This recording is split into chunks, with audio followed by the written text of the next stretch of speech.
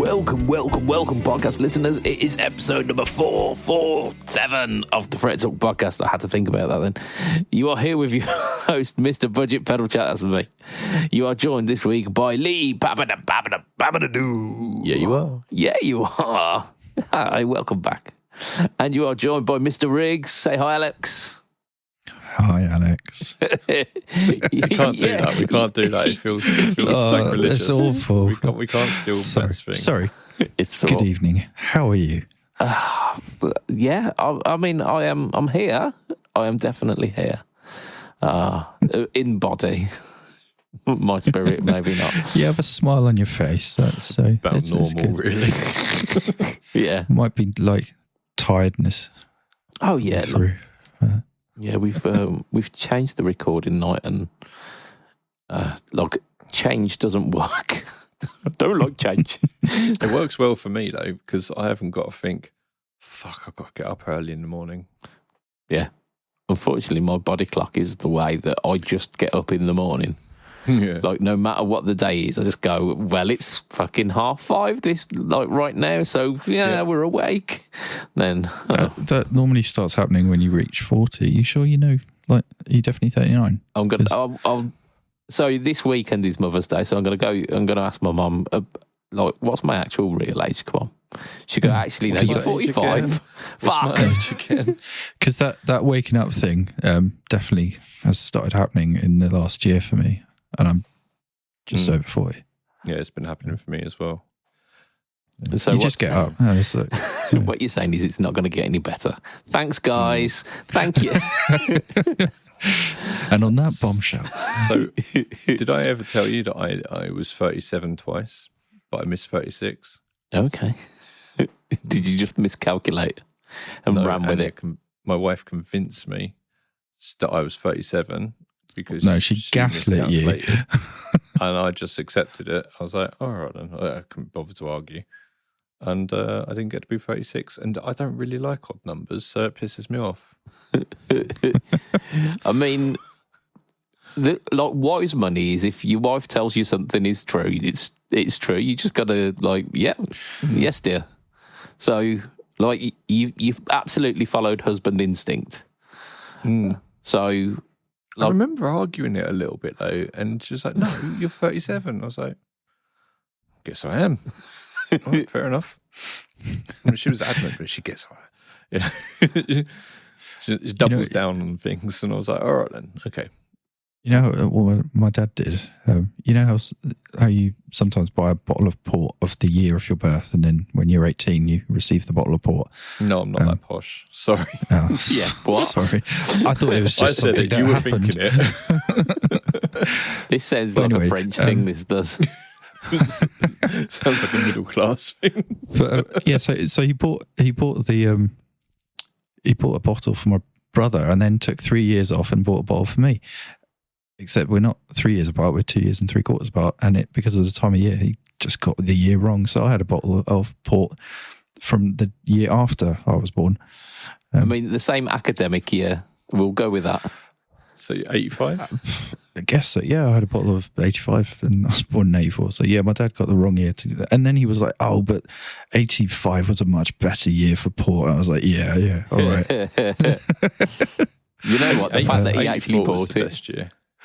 Oh, no, it's very cool. Very nice gesture. And yeah, thanks for reminding me that is quite a privileged thing to happen, I guess. If it's anything like Christmas presents, us blokes, it's as much as a surprise to us on Christmas Day what's been unwrapped.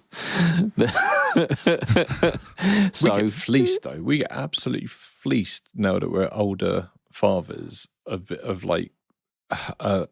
Christmas. We pay for everything and we get the worst presents. Yeah, but I'm starting to really appreciate a good pair of socks, man. Oh, I fucking love socks. Love a good sock. A good pair of socks, yeah. Was it Rob Brydon who said about long socks? Long socks, yeah. On Would I Lie to You, wouldn't he? He was showing off his long socks. And then you think that they're going to end and they...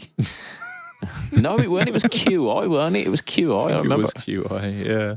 Yeah, he was showing off the long sock, and I'm not at the stage where I'm a long sock but I do like. No, I think we've all got at least a decade before we're really into long socks. Indeed, Like football socks, though, aren't they? I don't know. I mean, Do you remember football socks? Because you used to, because you're in the edge of shin guards on, they're like covered. yeah, they kind of kept the shin guards in, didn't they? When shin guards used to be like the size of your actual shin and not these tiny little like Fashion bits accessories. I haven't worn shin guards since I was like 13. Yeah, no, me neither. Yeah, no. Yeah, they like in school they made out like they were going to be so important for your life. Like quicksand knowledge and helicopter knowledge. Yeah, Bermuda Triangle as well. We all thought that was going to be a much bigger problem than it actually was. Quicksand. That was Quicksand something was made out to be like. I saw so many helicopters. So many helicopters in LA. I was like, wow, it's cool. So I'm going to move us on from this segment of we're so fucking old and mention our sponsor, which is of course affordable.co.uk. Affordable brings you pedals from Demon Effects, GSFX, Muskie, Joyo 40, K-Line, Nux, Mobile, Chord, Umvave, AM Effects, and Affordable Effects. Is that one company? No, this is about fucking 15 there. And Affordable, of course, offer now the custom make your own graphic pedal, which you can have any of the circuits in. That's dangerous. I mean, you're right. They're a UK company with all of their stock ready to ship in fantastic recyclable packaging. Check them out at affordable.co.uk. Yeah, definitely check out the Creatonator. It's such a cool service being able to like literally create your own looking pedal. Like, yeah, that's so cool. Like, I'm big fan of that. I haven't ordered one yet, but it's cool. Yeah, I can see it happening in the future. Right, gentlemen, there's been some shit news this week. It's been everywhere, hasn't it? Well, yeah, I mean, it's really big news. It's rife. My pants fell down. Oh, you're not talking about that, right? It's rife for speculation. This is, whereas the pants falling down was cut and dry, wasn't it? So Yeah, it hurt. Fender secures copyright for the Stratocaster. I mean, Godoy. They've had it for nigh on like 70 years now. It's got to be more than that, actually, isn't it? It's been a little while. I mean, it was 52 for the telly, wasn't it? No, Late 50s, I think. maybe 4. No, I think you can get a 52 telly. I think 62. I don't know why that date comes to mind. But a little bit after the glory year for Les Pauls, I think. A couple of years after. Glory what? Years. Right, so Fender, of course, have had copyright, like most companies have had the headstock copyright available for years, because that is the one that no one really contests. So if you use the headstocks, you get told off. The first Fender Stratocaster was officially introduced in spring 1954. Fuck you know. Wow. There you go. Told ya. 72 years old. I was out by a number of years. I think, Yeah. Eight years. I wasn't there. No. Yeah, believe it or not, none of us were actually around to see that one. Despite talking about how old we were I earlier. was pretty sure it wasn't long after the telly. Yeah. The Telecaster, I think, was named The Broadcaster. in 52, but before that, in like 51 or whatever, it was the Broadcaster. In fact, then between the Broadcaster and the Telecaster, there was like a no name. Yeah. No caster. It had it was nicknamed the No-Caster because it didn't have a name. Exactly. Yeah. Yeah. So our little tour of Fender history. So Yeah, our sketchy joint knowledge of Fender history. Fender once made a guitar. Your sketchy knowledge, I know what I'm talking about. Absolutely, you do. I really don't. Well done. I know quite a bit because we used to do a lot of vintage stuff at Tonepedia. so I had to learn a lot of it, especially about fuzzes and stuff. But yeah, it's old guitars as well, and path pickups and stuff like that. I know unreasonable amount about them. Yeah, like the old vintage fuzz paths in the old Stratocasters, of course. So, yeah, FMIC, which are Fender by name. Like a lot of people have pointed out, like the people who originally would have worked on the designs for this are long gone, and the company has changed hands so many times that it's only license holders by this point. It's not like creators. Yeah. But anyway, so and that throws up some interesting nuances between like copyright and artistic this, that, and the other. Yeah. It was. I think I saw someone explaining, and I've forgotten the details because I'm tired.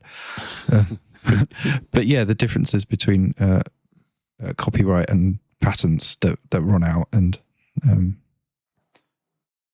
yeah, some things are covered for the lifetime of the original creator, and et cetera, et cetera. Yeah, but exactly what you're saying. The originators are no longer with us.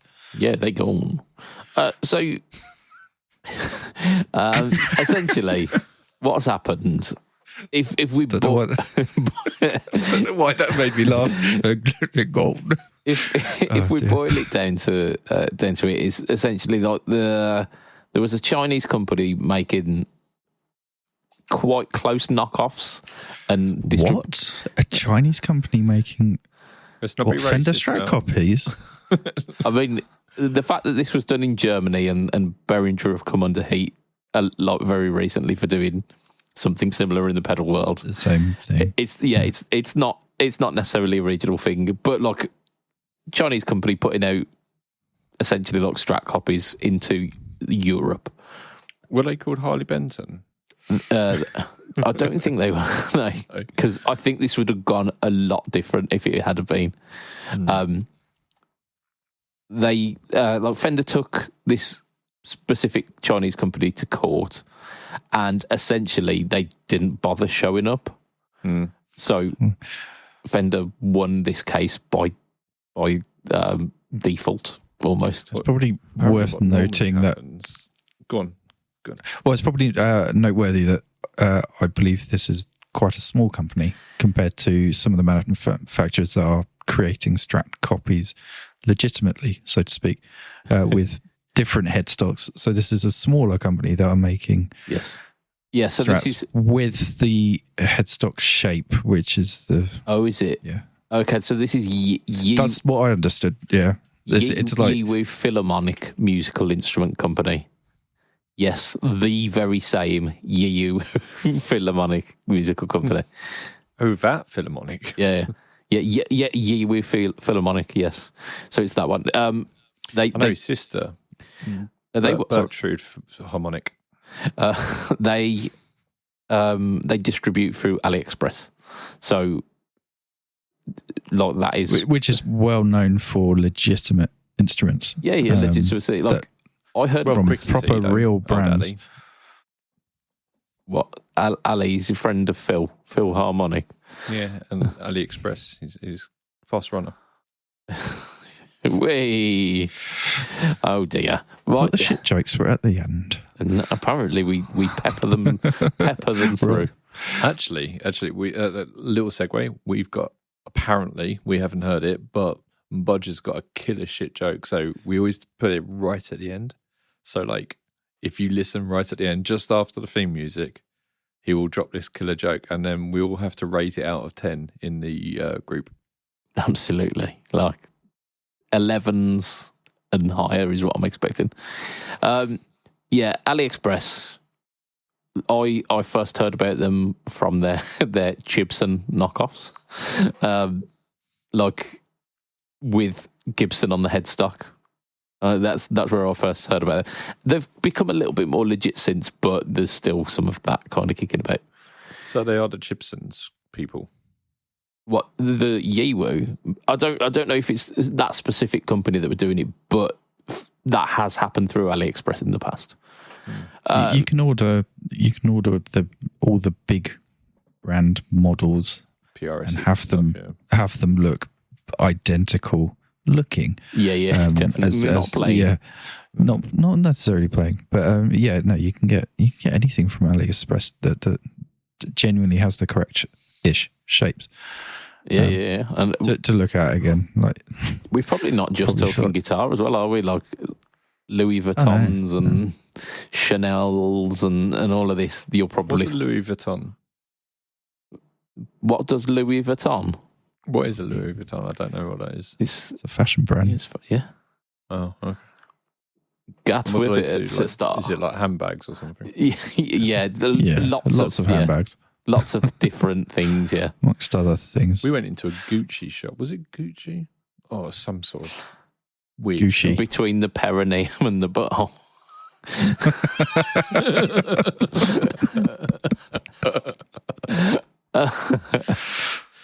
Oh dear.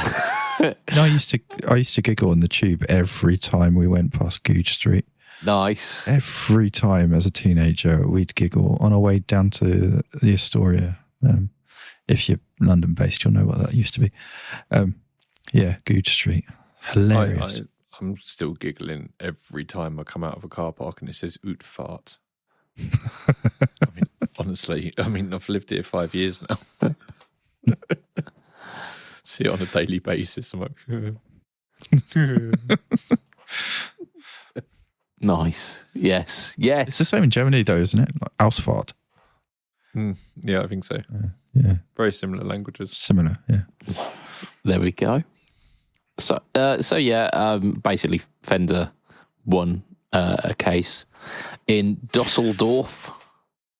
Now, when this came to light the other day, was it 2 days ago? Yes. March the 9th, apparently. A few days ago. Like, straight away, there were reactions like, this is the biggest news ever. Do we think it's actually going to have a big impact? No. Like, because the knee-jerk reaction is like, oh my God, it is. Strats never legal. Exactly right. When you boil it down a little bit and you think about it and you calm down, is it really going to do much? Yeah, so I think it says in this article that the consequences can include potential fines of up to €250,000 per infringement or imprisonment for up to 6 months. Yeah. If the fine can't be paid, right? For what? That's the question, isn't it? For what? Yeah, for infringement on the copyright. Which is?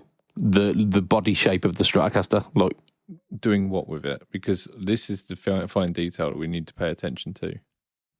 Reproducing it? Like using... Is that a question? Or is as long as you change the headstock, I think the shape is so common that it's kind of public domain. Yeah. No, the body it's public domain. Like, how do you wind back, millions and millions of you can't. But for some reason like you started out saying, the headstock seems to be the kind of sticking point. It's like, you can do anything you want. Don't copy the headstock. There's various Strat headstocks. Well, you can't copy any of them, I think. Yeah. And largely that has been the protection, hasn't it? And if you did want to use those, you'd use them under license. However... Yeah. There are lots of companies that do it under license, don't they? Yeah. Legit. This is now the body shape. It's like copyrights for the Stratocaster body shape, and there's pictures in this article that outline that. If this is going to be something that happens where they start enforcing this, like where does the similarity stop? Like where does Stratocaster end and unique design begin? And how does it affect other instruments that Fender make? Because it's set a precedent now.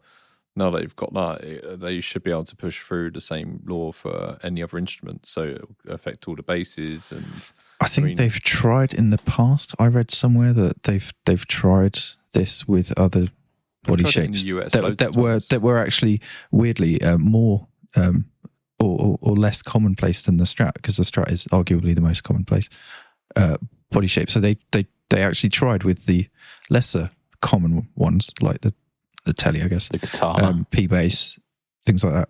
And they didn't get anywhere. That's what I read anyway. So, I mean, like Gibson have been trying it for years, haven't they? Like they got authentic. They like very recently they got turned away for a 335 body shape ruling. They tried suing Dean for the V, and that got. I remember that. Yeah, overturned. Yeah, they did. Yeah, yeah. They just like a lawsuit, don't they?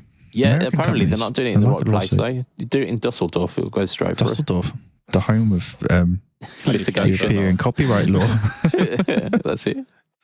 We don't know how it's going to turn out, but it's very unlikely they're going to go after these other companies that are like making a living out of making these sort of guitars, because I can't see it having a massive impact. Like, I really can't. Well, I mean, if it does, then fine. I'll eat my own words, but I just can't see it happening. They'd end up being in court more than they're making instruments on that. It's basically quite lucrative if it's 250. More lawyers than not turning up. More lawyers than luthiers. Hey.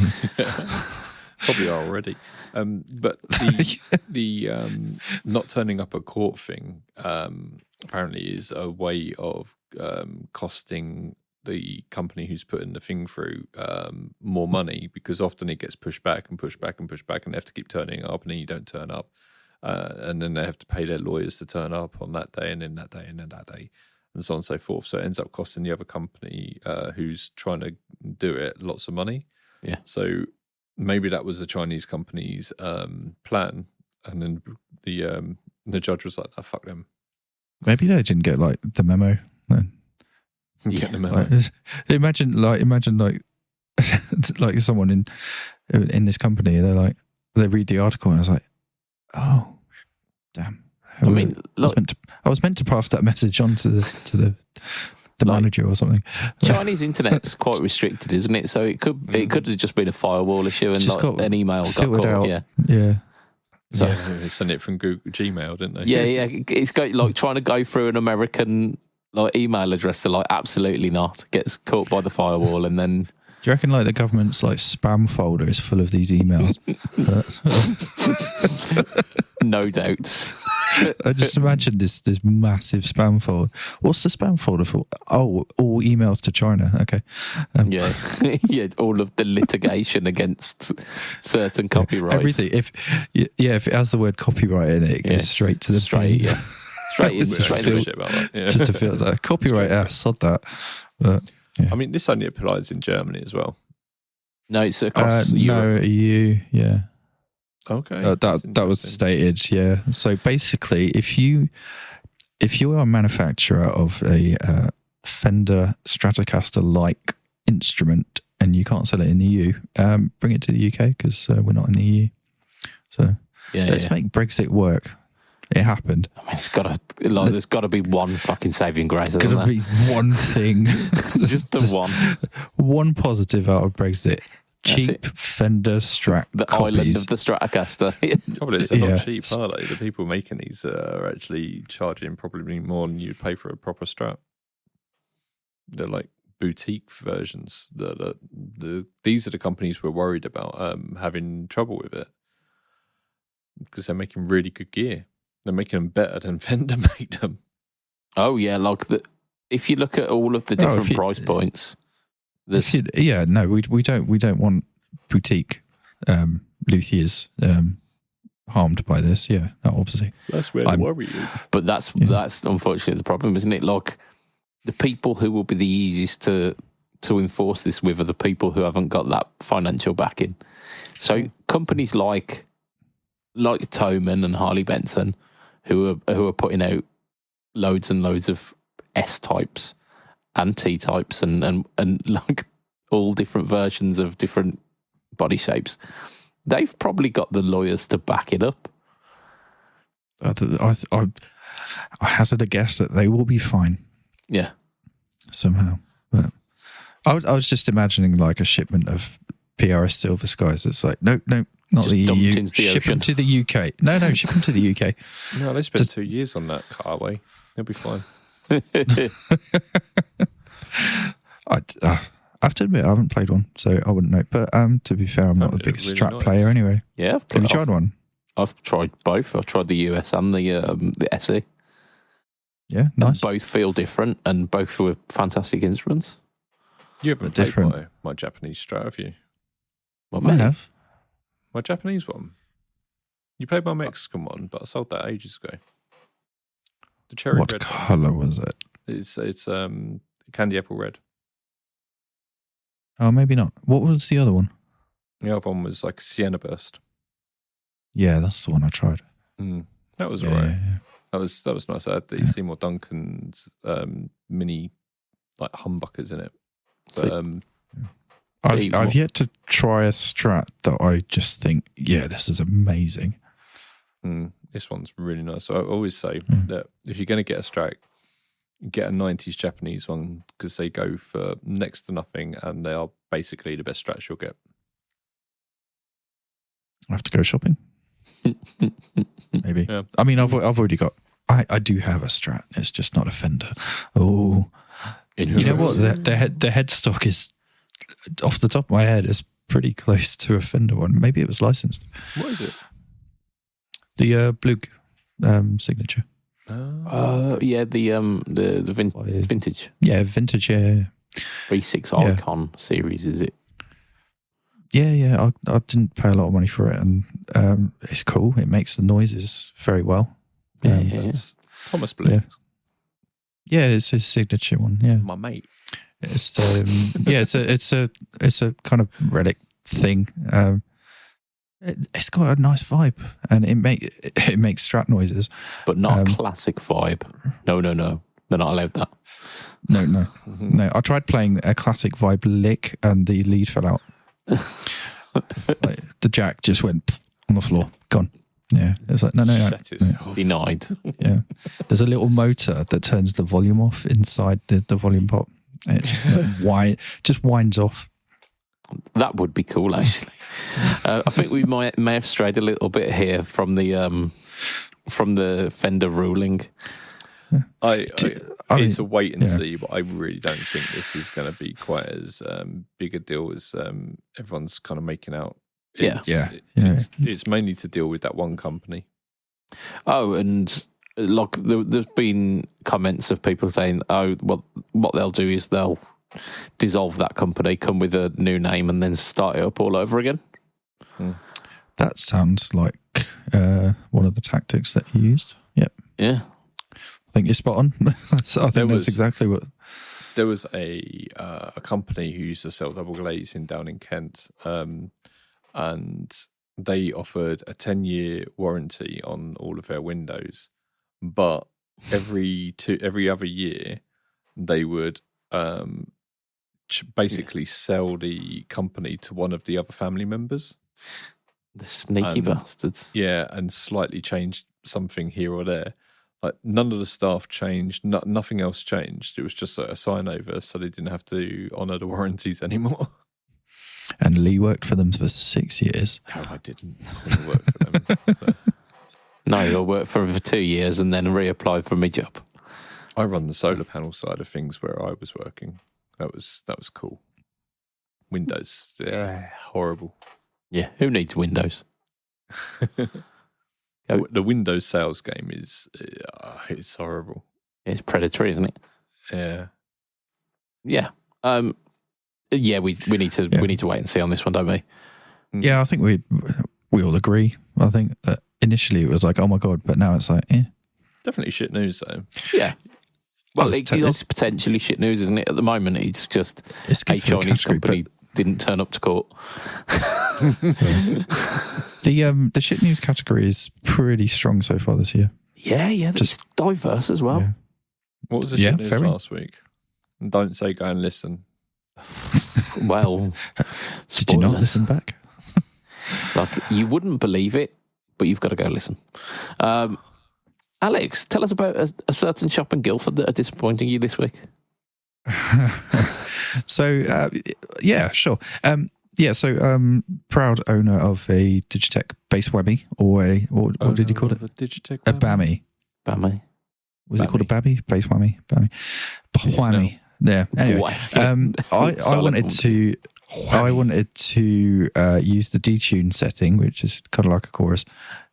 Very nice and often not used because everyone uses the 2-octave whammy setting and no, the up. Yeah, that one. Yeah. So pretty much a lot. I would say 90% of whammy players just use that. But yeah, I wanted to change settings. And unless you're very good at rotating a very small knob with your foot, Actually, there's certain corners of certain dark alleyways. if you're able to move a very small knob correctly to certain positions with your feet whilst playing guitar, then you're on for a winner. There's a very niche market for you. I don't think it's quite as niche as you think it is. Actually, if you take your shoes and socks off, it makes it slightly easier because you can, get some purchase. Yeah, get the toe grips. Yeah, exactly. So, be careful with too much lube.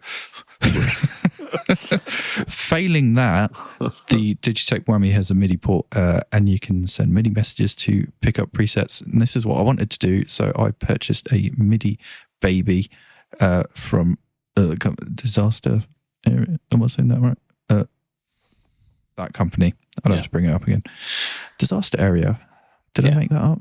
Yeah, I think that's right. To me. Anyways, it's called MIDI Baby. It's a tiny little 1-button MIDI controller that you can program, which is great. And it was available with a little bit of a wait, and I should have had it on the 6th of this month.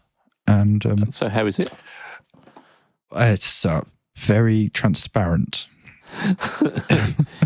So very clon-like is what you're saying. Very clon-like. Yeah. Can't see it, can't hear it, it doesn't do anything. Yeah. It didn't show up. Despite me phoning them and saying, look, I've noticed that your lead time's kind of gone crazy. It's the one that I ordered coming, and they were like, yeah, it's coming, it's fine. And yesterday I got an email saying, actually, it's not coming. It's not coming. We've talked to our suppliers, and they're not coming for another couple of months. Then I phoned them up, and they were, I was ready to have a go. Because they still owe me a tremolo arm for the Ibanez I bought in January, and so I was a bit like, look, what's going on with your suppliers? But you know what? The guy I talked to was an absolute legend. He was really nice about it, and he was like, look, we want to do the best for you. What do you want us to do? And I was like, the fucking tremolo place. Yeah. Well, I mean, still working on that sodding tremolo arm for the one Ibanez tremolo arm that doesn't work with other. Yeah, really? I don't know. Yeah, I don't know what it is, but apparently that particular one. See if it fits. It doesn't. I've tried. Yeah, the collar's on the bridge, whereas a lot of them the collar is on the arm itself. So anyway, so the guy I talked to, credit to him, really cool. And he explained to me, look, do you want a refund? I had loyalty points as well. It's all a bit complicated. But no, I went away and I looked and found the Hotone or Hotone or Hot One pulse control. Now it's a foot controller. It's a very small 2-button controller for one of their amps. And I was like, okay. There's a pro mode where you can basically just use it as a MIDI controller for whatever you want to use it for. So forget that it's a foot controller for an amp. Just program it up to do what you want, and it doesn't have to be plugged in. Shouldn't he? Yeah. What's that? You should have got the chocolate. Yeah, it's chocolate. Yeah, it's like 30 quid, and it's Well, don't tell me that. Yeah, that pedal is one that I considered, but this one is it's about a third the size of that one. Yeah, about that. So. But yeah, also it's got a rechargeable battery, so you don't actually have to plug it in. So is this? So, is it also? Oh, no way. Okay, well, I bought something very similar to what you've got in your hands for slightly more money. There you go. Less for more. So, these are available on affordable as well, though. Oh, now you tell me. I asked in the group chat, like, what are the alternatives? But that thing. Well, this what I ordered instead is half the price of the MIDI baby and has 2 foot switches instead of 1 and doesn't need 4. plugging in. Yeah, I don't need 4. I only needed the 1 foot switch to toggle between 2 presets. So, but That's yeah, until you find another preset that you want. well, then I'll program it to cycle. I'll then set it up differently to cycle through them. It's fully configurable. Preset on the whammy. Roll it down a hill. You make a sausage roll. Sorry, you don't This thing's got one knob, and the knob doesn't do anything. No, you don't. You don't save presets. It's to select the presets which are on there. Presets save you. I see. So it's like a switch to cycle through them. No, you can send messages to select a particular so they're each on a PC message. Right, I'm with you. And you send one message for on and one message for off. So so basically there's a list for all the presets, and then there's another list for all the same presets but off. So on or off, depending on what you want. General off, because you can't have more than one on. So it'll be PC 0, 1. So you got probably. So you got off, say you want the 2 octave setting. You send the message for that setting. If you send a different one, you send it for that setting, but it will be off when you send the message. So it's a preset and then whether it's on or off. Does the whammy have true bypass? No. No, surely not. It doesn't have an analog through. No. And because I was thinking it's going to if you've got it on constantly and you're just turning the preset off, you're going to get massive tone suck on that. I've not noticed it affect the tone adversely. Adversely? Is that the word? Another Lee word. But anyway, the guy at this particular Guildford shop was really cool. And yeah, no, it was really nice actually, and he sorted everything out. It did take a few phone calls to sort out refunds and loyalty point refunds, because I'd used loyalty points that I'd been given because of the state of the guitar was in when I got it, this Ibanez, which is still missing the tremolo arm, but it got to me. It was absolutely filthy, so they gave me a bit more money back for that because it was disgusting when I received it. But yeah, so hopefully tomorrow I will be receiving the Hotone Pulse Control, and I'll be able to program it and take it to Dogger Knuffle rehearsals next week and cycle through settings. However, the one song I wanted the detune / chorus setting for is no longer on the set list, so it's all a load of waste of time. Yeah, it's a moot point. It's a moot point or a moo point. If you're into Friends, you know what that is. Indeed, yeah. Yeah. So, yeah, no, that was my... so, yeah, I was prepared to be disappointed. Well, no, I was genuinely disappointed again. But then they disappointed but you. it wasn't the shop in Guildford, it was their suppliers, which are apparently utter crap of late. There's the supplies. There are lots of factors, because I'm on the other side of this. No, I know. There are so many factors that come into, we had so many delays with the form pedals. They're all ready to go in January before, and we didn't actually start getting them in the shops until I think it was October. People were like, "Can I get my pedal that I've put the pre-order in for?" Yeah. It's yeah, sure. And we were told, oh, yeah, they'll be next month. Oh, yeah, they'll be next month. And we're just trying to get them in the shops, and it was a fucking nightmare. Yeah. No, I get the delays. And this guy, which, I'm forwarding massive credit to, because he's a bit of a legend. He took his time to explain to me why it could be that these... And I asked him, are they actually going to be available in 2 months' time where, your supplier has said? And he was like, to be honest... Yeah, there's no guarantee. Can't guarantee. He basically said, look, if something's a week away, chances are it'll be here. If it says it's going to be 2 months by a supplier, it's less likely. And so I was like, okay. So I took that on board, went away, did my research, phoned the next day, and sorted out a replacement. So yeah, sometimes disappointed situations can be remedied by a very good customer service assistant. Good Yeah. job. Yes, that's his That's a job big role. part of my So job yeah, as credit well. to him. I deal Absolutely. with 2, 3, 4, 5 different customer queries every day. Yeah. And people love it when you just reply the same day, especially at a weekend. We get them over the weekends, and I always answer. All right. Yeah. And people are like, "Oh, you came back to us. Yeah, thank you so much." It means a lot. Yeah. But yeah, I guess all I'm saying is that, I was just well impressed with how he handled, because I was a bit ticked off, sure. And, I phoned up and I wasn't like that, I didn't start shouting or anything, but, I phoned up and I was like, look, You start shouting. what is, what's the deal? Like, what on earth is going on? And he was really cool about it. So well done, you. I forgot your name, but that person at that particular Guildford shop. Yeah. I think I remember who it was, but I don't want to get the name wrong and give credit to someone else. But the person I spoke to last night at roughly 5:10 was really sound. It was Lee Anderton himself. No, it's definitely not Lee. I'd like to think I'd be able to pick out his voice if Lee picked up the phone. What do you mean, Lee?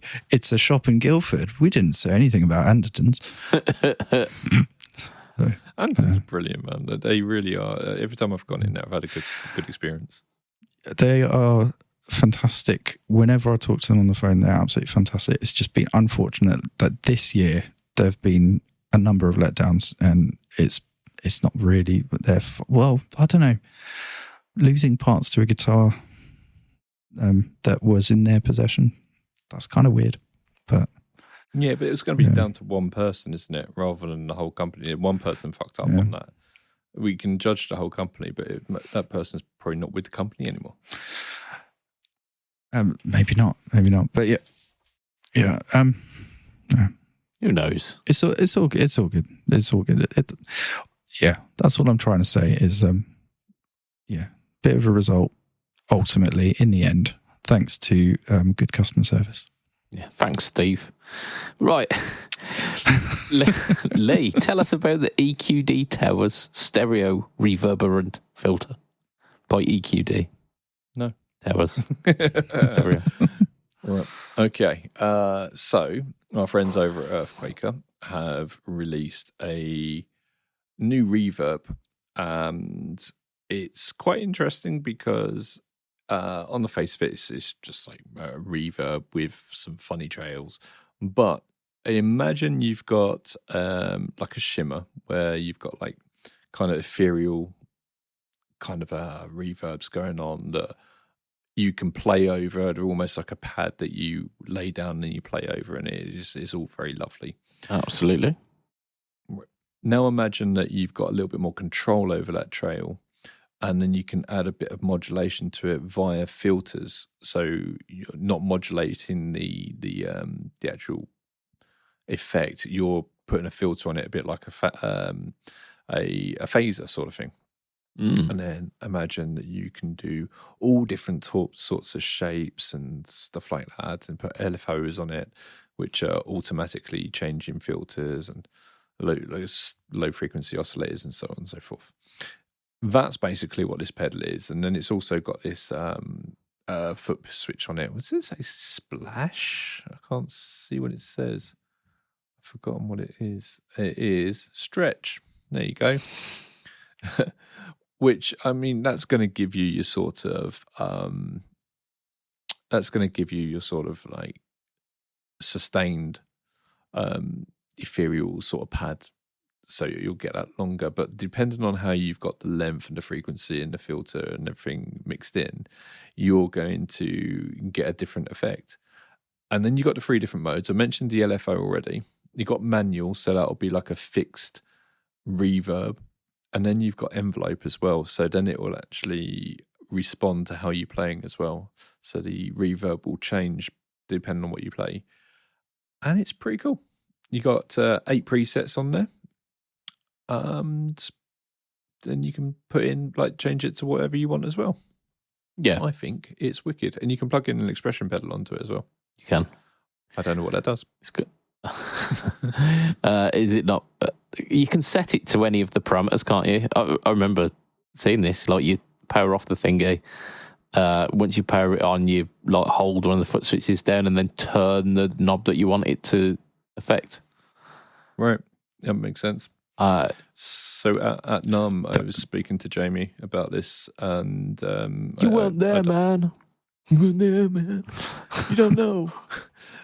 But I said to him, "What have you got that's coming out that's crazy?" Because I loved the crazy Earthquaker pedals, and he went, "Well, actually, we're about to drop the towers, and this was it." And he told me all about it, and I was like, "Oh, that's really cool."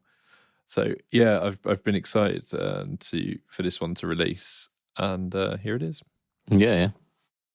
So cool. It sounds really good as well. Is this stereo in, stereo out as well? Yes, it is. Ooh. Okay. Very cool. Very cool. Yeah. Can you change the presets with a MIDI pedal though? No, you can't. No, you probably don't want to either. But you can use MIDI's for nerds, your own foot, like you were saying. Like you can get kinky with it. Yeah, like expression. You actually do though, because the presets are on a knob. They're not on the foot switches, are they? That's right. Yeah. You can't cycle through them. Unless you do that That's weird barefoot thing that we were talking about. Yeah, the barefoot thing. Which I'm not happy about, I'll be honest. You know what? There's a number of we've seen it. The use of bare feet on pedal boards. Tarantino would be all about it, wouldn't they? I'd be all over that. Me when people do that, and sometimes they do it like they Photoshop in really horrible feet. Yeah, nasty feet. It's brilliant, nice. Love that. Yeah, that's definitely what I did. Yeah, on this cover. It's weird, your toenail yellow. A massive. I mean, there's a company that's made a name for themselves by making pedal toppers and calling themselves Barefoot, haven't they? So they have. Please wear socks. Yeah, you're not actually meant to be completely barefoot. But I've added sandals, some to. Then don't wear socks. I've added some to my baseboard actually. Not that I play the baseboard without my socks on, or shoes for that matter. But they're very useful if you got a pedal that's a bit too far and you have to kind of go around another pedal. Yeah. You know who else the makes reach those round pedal toppers? Let me guess. I imagine probably Moa. Yeah. I've got some Moa ones as well, actually. Yeah. They don't add much height though. The Moa ones that I've tried. To Moa, Rockboard. You shock me, Lee. Do Rockboard do them? I do. They're good as well. No, I'm going to leave it. I was going to make an incredibly insensitive and tasteless joke. Please do. No. It's Friday night. Oh dear. No. Make it and then cut it. Look, I was very close to the mark button there. No. I'm a true professional. If you want it, remind me before we start recording Patreon, because that ain't even going out on the Patreon. I tell you, fucking hell. Oh my gosh. And what you saw there was like true self-restraint. See, it was it was. Like one day I might do this. I might even try it. Yeah. Oh, don't it hurts. Look. So look, EQD towers. I think it's wicked because it's a new kind of like take on reverb, and it's I mean, you can create your own reverbs on here, and no one else is going to have the same reverb sound. That's pretty cool. Yeah. How much is it, Lee? How much? Oh, I haven't got a clue, mate. I can tell you how much it is because I've got it in front of me. It's not cheap. No, it's not. It's not cheap. 300 quid, I'm guessing. It's £350, $388 US, €399. Yeah, I mean, I listened to this last week when you sent us the link to it, and it was like you said, kind of big, almost synthy pads, but it's like reverby, like low guttural pads that I was hearing. But it also does like the high shimmers as well. Very Very atmospheric. It sounded very cinematic, actually, in the way that I'd it agree with sounded. that. Yeah. Although they were really running with a kind of Dungeons and Dragons theme for the video. I really appreciated. It was lovely, but I weren't getting Dungeons and Dragons sounds from it. I was getting kind of like Prometheus vibes and stuff like that, like kind of alien sci-fi. Dungeons and Dragons sounds is dice rolling and people complaining, going, "No, I can do that. No, you can't. I was You going to can't do ask. that. Listen, I'm the games master. You do what I say." Yeah, And then sounds one like dice person in the rolling and group- arguments. Yeah, and then one person in the group I've never getting played Dungeons and overly Dragons, into I their don't know. character. Yeah, I know very little about D&D, to be honest. It's wicked. Yeah. Man. It's really good fun. I mean, the way you've described it sounds fantastic. Dice rolling and arguments. Yeah. It is. We And spent if you, my last session. I think we played for about 7 hours, and we went about 40 foot. 40 foot. Yeah, we moved about 40 foot. Oh, right. Your characters in the game moved 40 foot in your quest, is what you're saying. Yeah, but 7 hours. And do you know what? Right, Do they have we feet? left it halfway through a battle where Are you snails? no, we're halfway through a battle, and one of the characters used this this blinding thing. She shot it into this room where all these enemies were coming out. These like lizard people, and she blinded As you them. do. And Yeah. he went, and the DM went, "Oh, and you blinded the dragon as well." And we're like, "What?" The what? Yeah, the what? No, and we'll pick this up next time. It's like, fuck. So next time we go back, we've just like all this 40 foot we've been going. We've been battling like loads and loads of battles, and now we're about to walk into a room where there's a massive, great big green dragon. Indeed. Who's now blind? Temporarily. Yeah, only yeah. Oh, temporarily. Oh, okay. Oh, that's fine then. That'll be enough I to think run away. That temporarily. will. Let's don't give know the how long. fire breathing thing its sight back, because that's going to go down well. Yeah, it's been a couple of weeks since. You'd be all right now. I've got a new sword, and it had a special power, and I didn't know what the special power was, and I had to find it out. And then I rolled a critical, right? And the special power of this sword is if I roll a crit, I automatically lob off the enemy's head, no matter what the enemy is. He definitely loses eyesight then. And I've also got these boots of teleportation. And my character's a half-orc, and I've got these boots of teleportation. So what I'm thinking is I'm going to teleport onto its neck and try and get a crit. A 1 in 20 chance. Yeah. That's And the And you noise gotta all that confirm makes it. sounds like this pedal. yeah. So I'm it's like slightly confused, I have to admit. so it's like a blind dragon and really low odds. Okay, so the EQD tower sounds like a blind dragon and low odds. Okay. There you go. You Fantastic can write that, consumer Actually, advice. I think I've got a crit at 19. So 1 in 10 chance. Indeed. Yeah, absolutely. Right. We've probably got about 1 in 10 is it's 2 in 20. That'll make more sense. yes. I'm now a live streamer. Apparently, I've done it enough times that I think I need to now class myself as that. You and me both, mate. Yeah. What have you live streamed? So You don't want to know. Oh God! Budge's Is this a only new- fans is you got a new channel. Indeed. only Budge. Only Budge would be brilliant. I should do a Budgie- like Budgie smugglers. Budge. I should do like a Patreon only Budge. Oh dear. Yeah. So like last couple of weeks, I've done done a Sorry, few. In my mind, I just heard only bulge, but yeah, okay. I mean, Sorry, it might go that way if it gets that wasn't covers worth popularity. interrupting. I'm really sorry. I was thinking about budgery cards.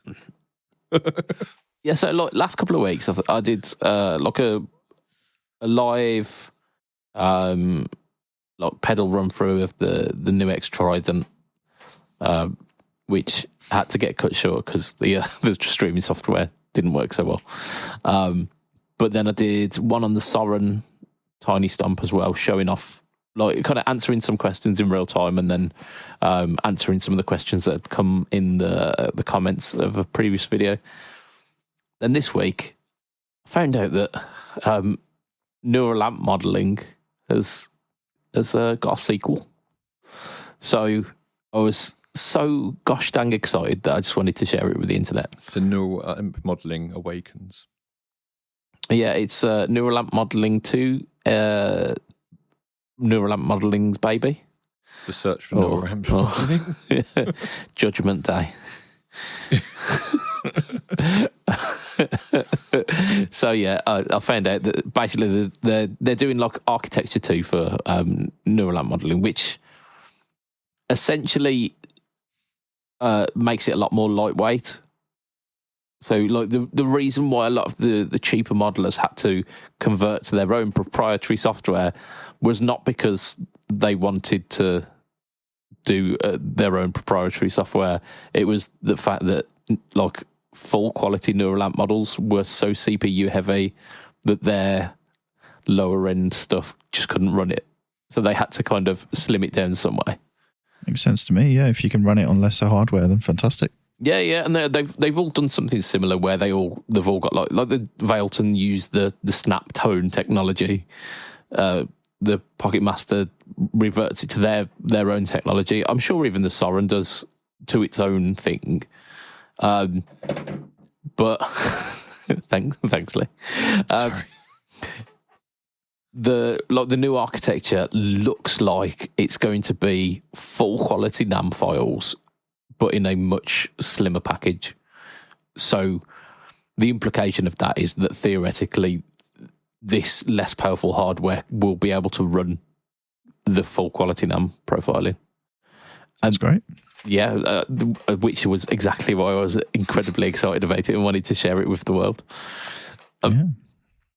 What it could mean is the huge selling point of the Soren was the fact that it could do the NAM profiling and the IRs.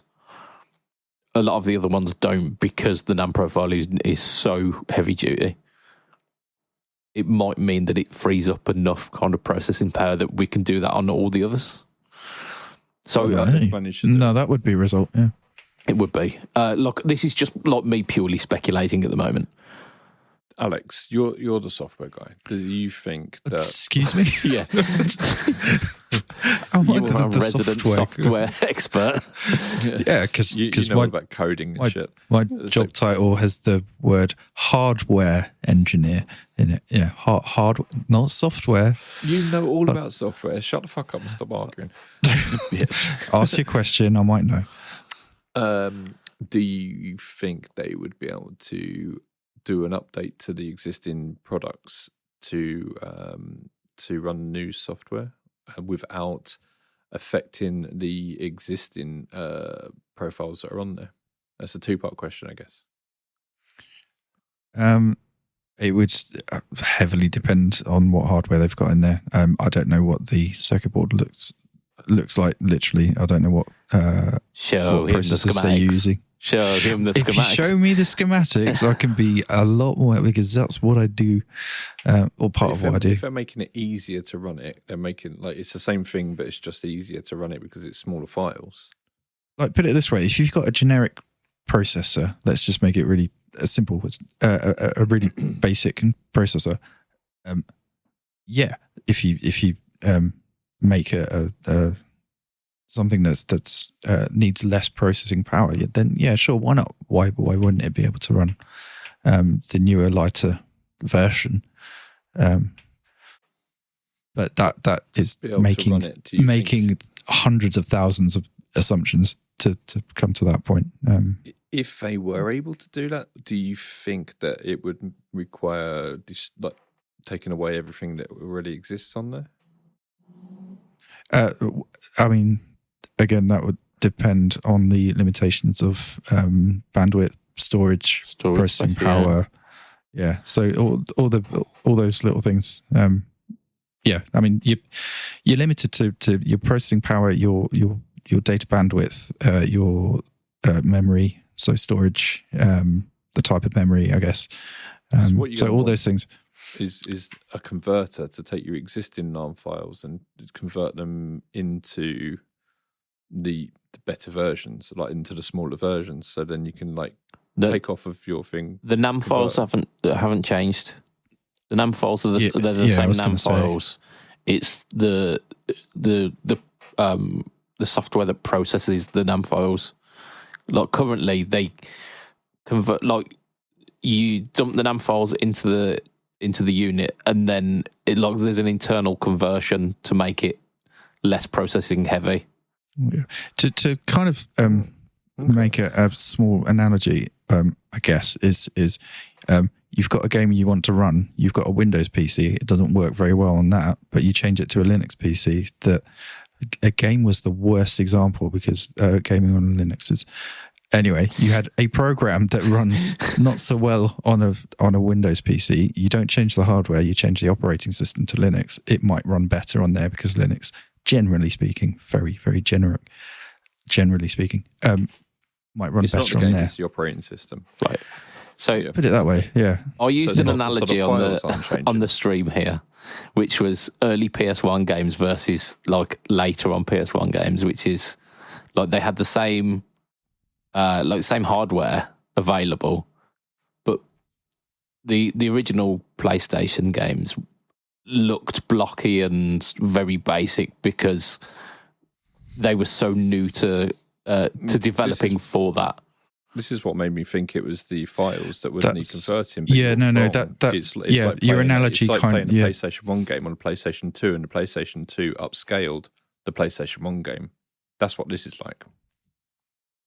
Yeah, I see what Lee's trying to say. It's that analogy would suggest what you're running is changed. What you're running is not changing.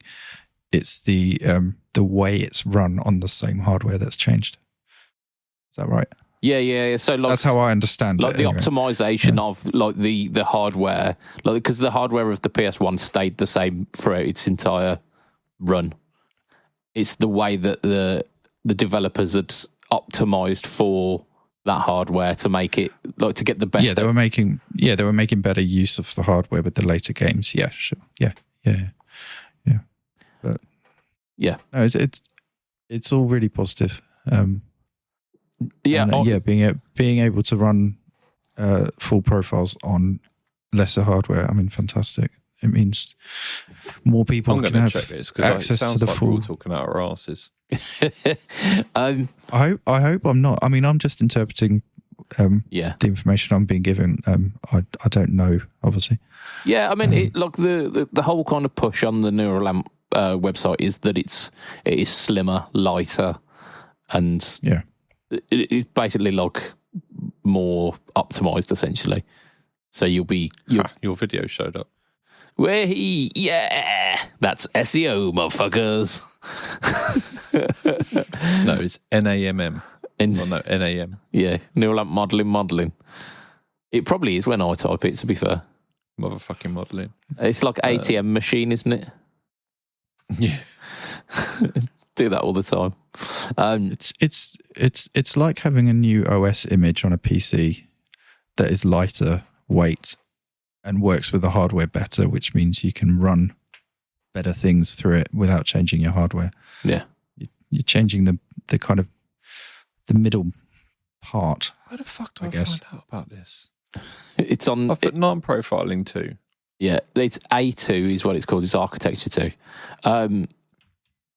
I've probably ruined search results for it now, haven't I? You just get a brummy bloke talking about it on the internet.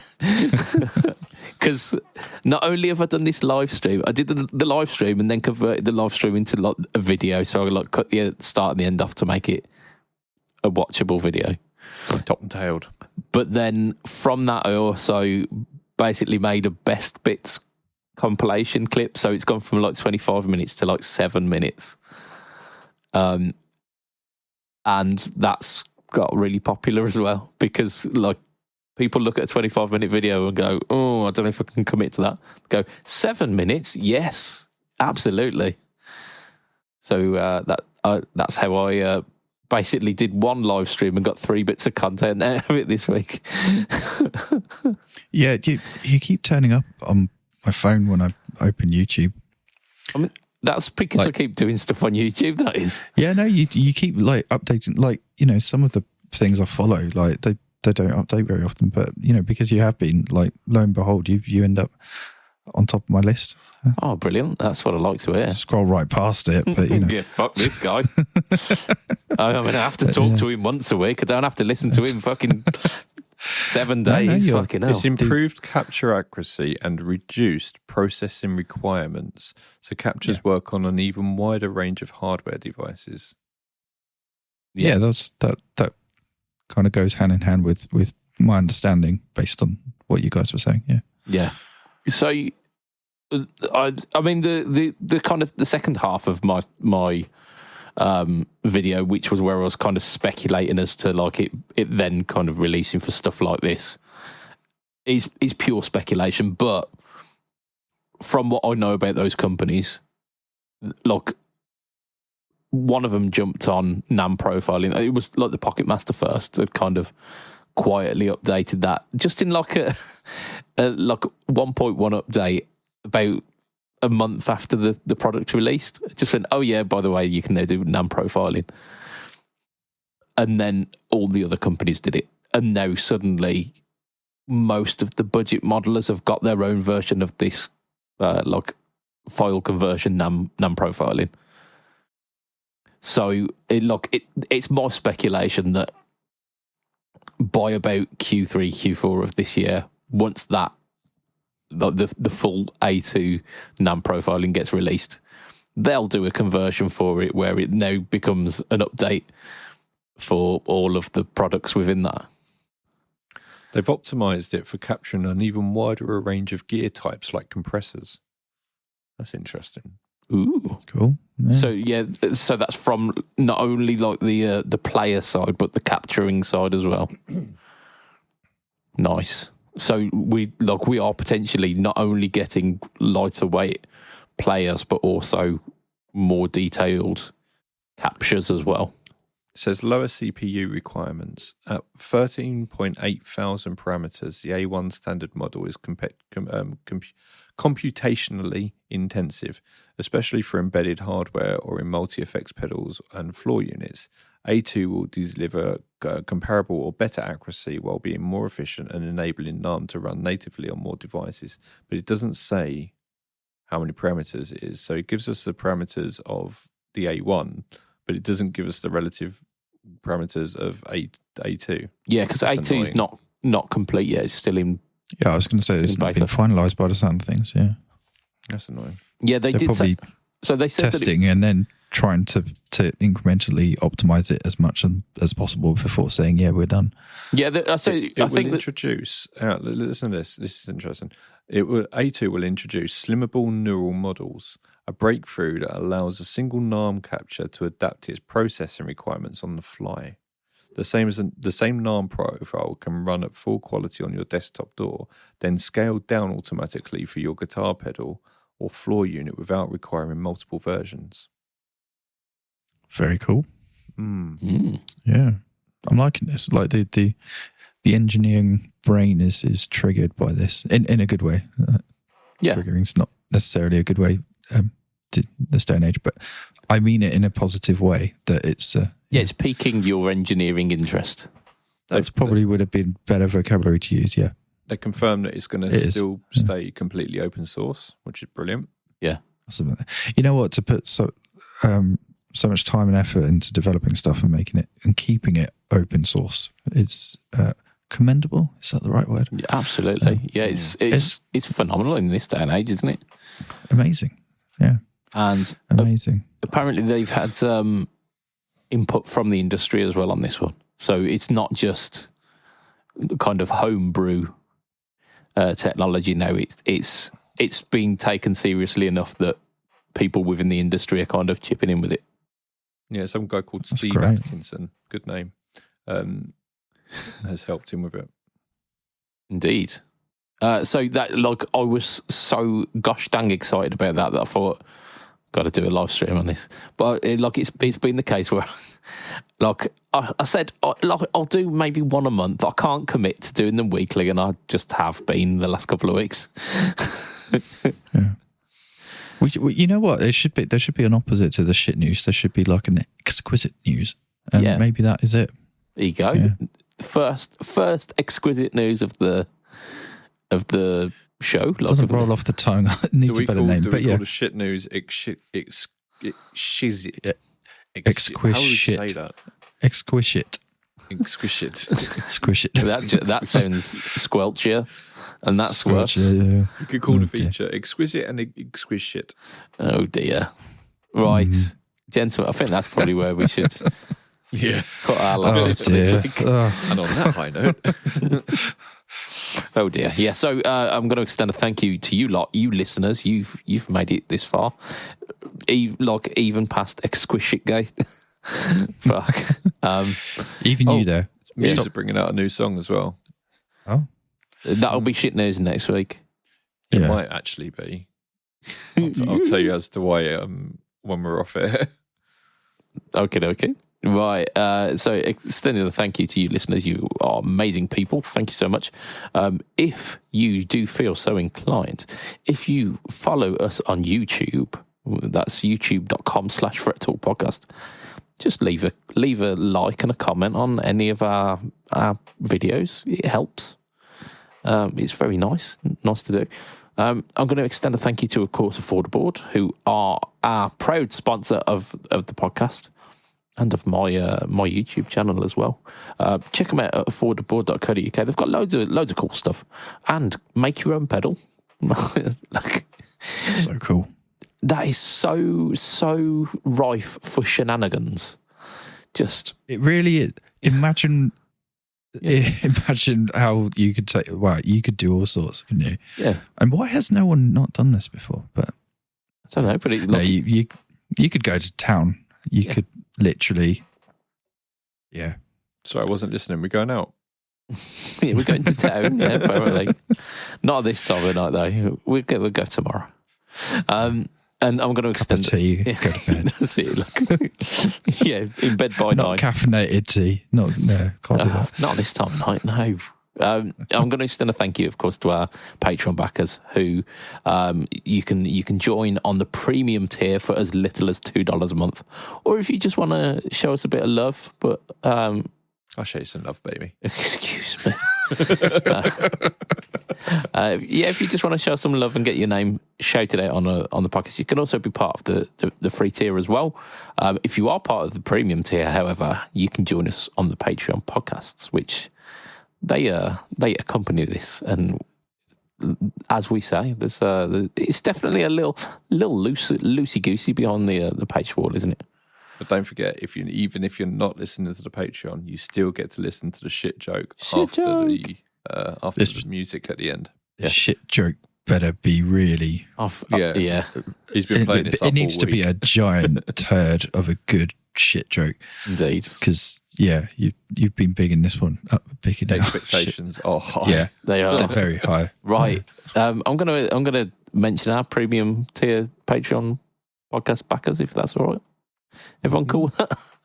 We've got Mr. Adam Yeomans of Chef Turn Effects. We've got Mr. Hugh G. Rection. We've got Mr. Mike Coxlon. We've got Mr. Gary Goldencock. We've got Mr. Ben Fletcher of Fletcher Pickups. We've got Mr. Brian Gurr of the Tone Jerks podcast, the Second Button podcast, and the Off the Rails podcast.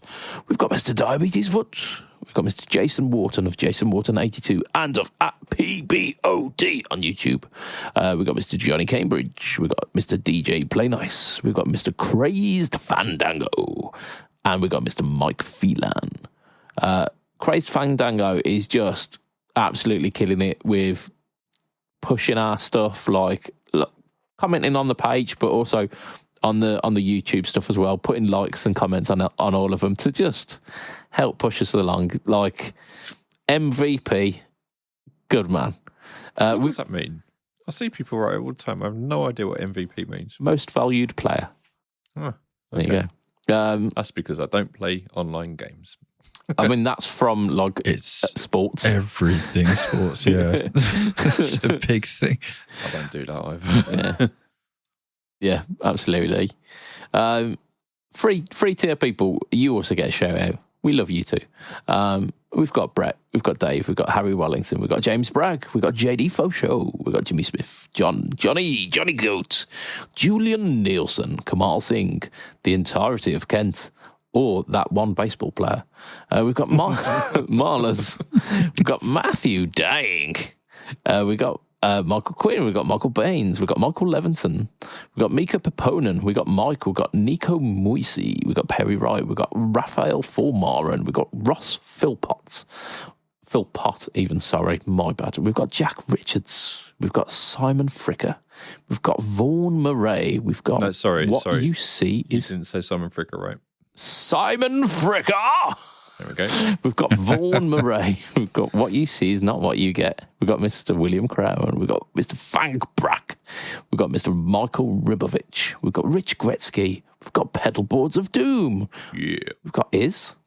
We've got Danny DeVito, Disco Bear. Oh, that is... love that one. Just... I can't wait to see her next and like quiz her about the content of these podcasts because... Yeah, it's just. I'm gonna. Yeah, I mean, just let her rate her listening skills.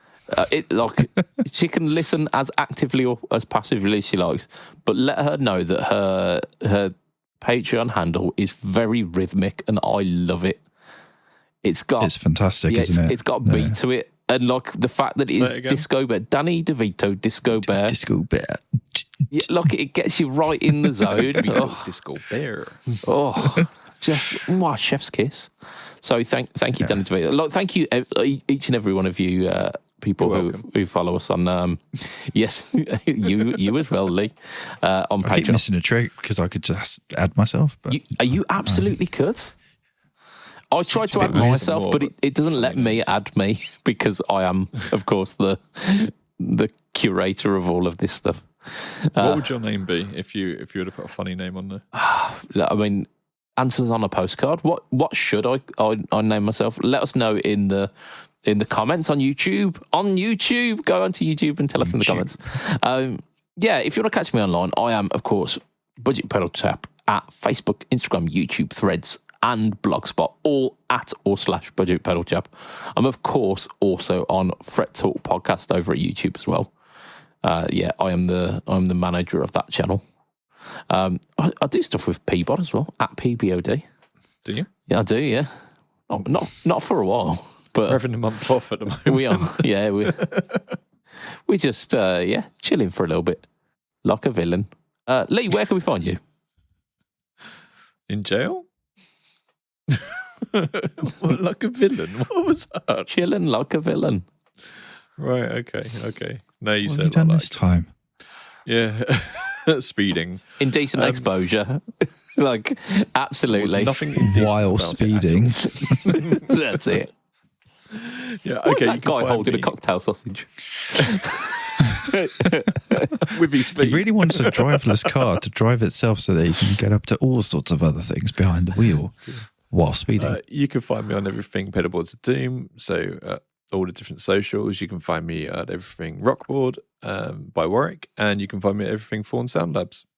Yeah. And Mr. Riggs, where can we find you? I'm on Pedalboards Doom, and anything Donker Canoffel, of course. Bless you. Thank you. Which is my band. We are playing the 17th of April at the Dev in Camden. Nice. So that should be a great gig with two other bands. A band coming in from Bulgaria, I believe. What's I hope I got that right. What are they called? I haven't got the poster in front of me, and I've forgotten. So that was really all for me. We haven't got a poster in front of me, and I've forgotten. Thank you very much. Good night. But really, really cool band coming in. And the opening band are some friends of ours who are really cool also. What's their band called? Breacher, yeah. Breacher, you know what? Or Reacher? Breacher. Like Jack Reacher? Or like Breach. Oh. Breach. Like Breach the Gates. Not like Breach. Reacher as in reach around. I think they're calling it a Breacher LDN. just to differentiate themselves. But yeah, they're called Breacher. So yeah, you don't want to breach around, do you? I've also I might get more active on YouTube, so I've changed my handle to something that's actually recognizable, but I'm not sure. Interesting. I'm ready to announce it just yet. Yeah. It's basically I've changed it. So instead of my name with lots of numbers, it's just my name. So yeah. I actually interacted with a YouTube content creator in a comment, so I'm doing the things we're trying to get people to do. So yeah, I'm trying to be more active on YouTube. Cool. I mean, if you want any pointers, I mean, yeah. Well, you know what? I've been like making content. He means he's like commenting on stuff. Well, I comment on videos of you when I've watched you of late, and I realised that my name came up with a load of numbers behind it, and I was like, "Well, what is that? And I realised that is my YouTube handle, which I thought was really weird. So I changed it to something. I simplified it basically to just my name, which is nice. Riggers. So, yeah. But I might change it again because actually having my real name is a bit weird. I like the numbers. Yeah, Mr. Riggs. 69. Yeah, I've got to change it to something that's got a bit of a ring to it. Bird Magnet 69. Oh. Don't give everyone my email address. Fucking I mean, after the show, just ask me about my my usernames on Pokemon Go. Oh, Jesus. Right, anyway. From myself, Mr. BudgetPedalChap. That's me. From Lee. From Mr. Riggs. It will be a tatty bite and good night for this week. Shit joke time. Shit joke time.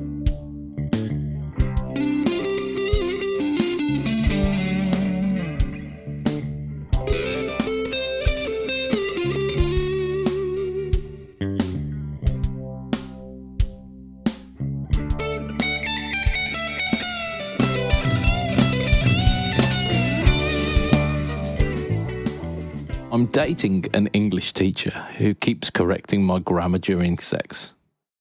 She gets particularly annoyed at my improper use of the colon.